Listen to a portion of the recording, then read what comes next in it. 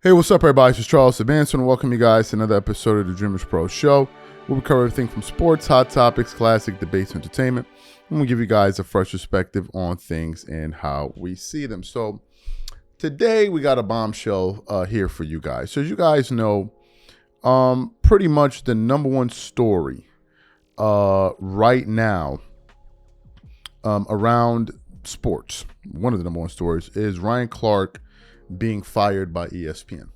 That story has been making its rounds. People have reacted to it.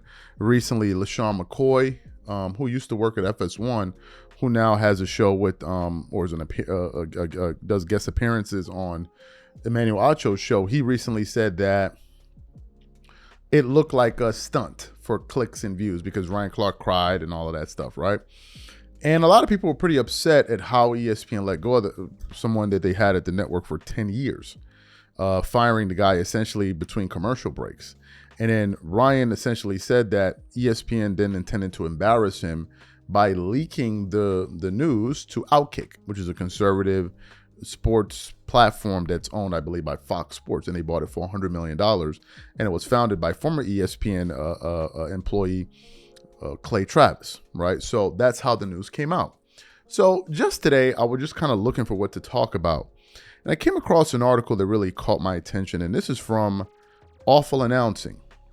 And it has the following headline stating, "Is Ryan Clark laying the groundwork for a lawsuit against ESPN?" And I said, okay, let's talk about it. So it then continues, the last ESPN personality to sue the mothership was Sage Steele, who settled with the worldwide leader before leaving. He said, of all the accusations, bad blood, harsh words, and nastiness thrown around the last week following Ryan Clark's swift ejection from his perch at ESPN, the former Steelers' depiction of his removal as not a layoff is likely the one with staying power, as it would appear to be setting him up to sue his ex-employer. ESPN characterized Clark's removal and the removals of scores of his peers as layoffs, meaning the former employees were let go for financial reasons, not for how they did their jobs. Generally, employees don't sue if they're laid off. If they are fired, it's typically for cause, meaning they did something that led to their ouster, at least from management's perspective. The article then continues on, and Clark certainly has a few check marks in that regard. On air, he said that Shedeur Sanders, right, is not about being Deion Sanders' son. It's about the bravado he carries. It's about the fact he looks a certain way. It is about the fact that the color of his skin sometimes at the position can be questioned. And I want to play that video here for you of Ryan Clark actually bringing up that point. Take a quick look at the when he said that. We all know that they plant these certain reports or they say these certain things, and you do hear the word arrogant. Why is he arrogant?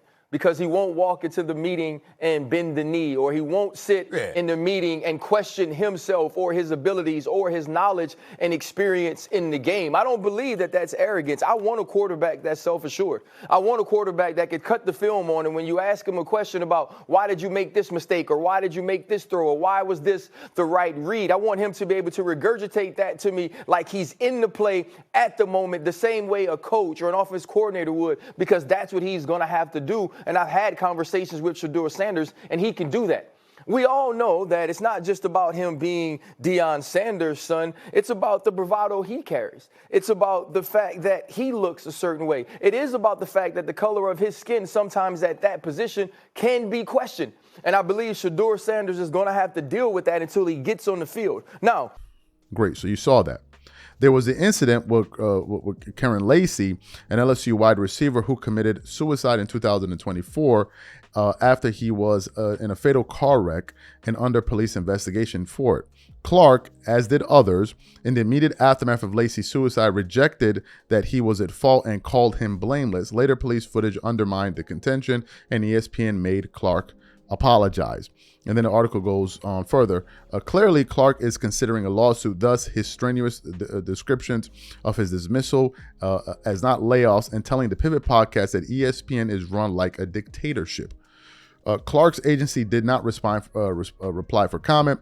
Let me put this to bed. I wasn't laid off. I was fired. They're using layoffs as a cover and a camouflage for what they're really intended on doing, Clark told The Pivot. But there was no cause for it. So because there was no cause for it, you couldn't just fire me. So you had to wait for the layoffs so you could camouflage it and veil it. The last ESPN personality to sue the mothership was Sage Steele, who got in hot water in 2021 on a podcast. She criticized the company's vaccine mandate and asked why former President Barack Obama is described as African American if his mother is white. Sage Steele, man. There is a distinct difference between the cases. Steele filed her case while still employed by ESPN and left only after she settled. And then it says Ryan Clark's is a little bit different here, but they then talks about there was some similarities as well. So it's a pretty long read. What are my thoughts on this? Do I believe that Ryan Clark will ultimately sue ESPN? I don't know, because obviously I don't know Ryan Clark. I'm not in his mind. I'm not a mind reader. But I'll say this, though. Being fired by ESPN seemed to really, really hurt him. Because for him to cry about it, it seems like it was something that affected him. Then there's the other aspect of it. He felt, and I'm just paraphrasing here, that maybe he was too black for the network. And as a matter of fact, in the aftermath of his firing, I've seen a lot of people on the internet celebrating the fact that Ryan Clark is gone. Some people, not some, a lot of people were calling him a racist and all of this. Now, to be 100% candid with you, I don't watch ESPN like that. So most of the stuff that I hear from Ryan Clark is usually the stuff that most people hear, and that's when it goes viral. So I don't know what he would be saying on a day in and day out basis. Maybe the people that followed him closely or watched the shows that he was on religiously would have a better idea than I do. So I don't know, right? I just know, whenever he goes viral for certain things, then I'll kind of I'll be in vogue at that time. So I don't know that, but I know a lot of people are celebrating that. Could he use this as a catalyst to sue ESPN? Well, if you listen to his comments that we read earlier, he did say that there was no reason to fire him. He said that this is something that they've been wanting to do for a long time. He also mentioned the fact that Stephen A. Smith gave him some inside information where he said a particular executive at the network is targeting you, that he doesn't want you working at ESPN. So there he could use potential motive. But then now he also drags in Stephen A. Smith, who is the ultimate company man. And I don't know if Stephen A. Smith is willing to go to bat for Ryan Clark if it involves going after the mothership, right? Because there's nobody that loves more to be an employee than Stephen A. That guy loves it.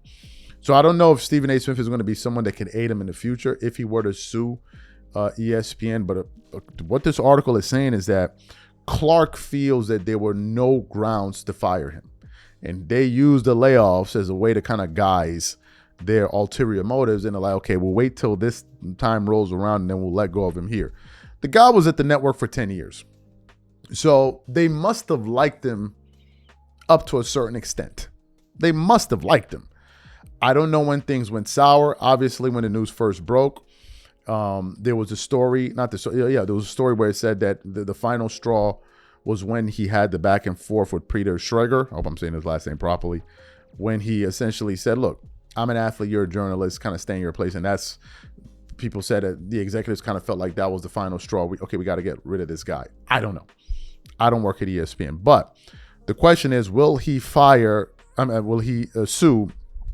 ESPN? I don't know. If he were to decide to sue ESPN, however, I think the reasons are known now based off of what he said, which is he doesn't believe that there was any reason to let him go.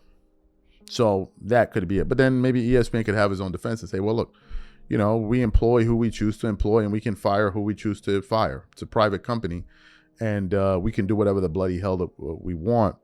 And if they were to go to court, I'm not sure a judge would kind of set precedent for that, because then if that's going to be the precedent, then if anybody can just turn around and sue the company that fired them, even if they just wanted to let them go, right? So I don't know. We'll just have to wait and see. You guys let me know what you think, if that's something that could actually happen in the comments. Catch you guys later. Peace.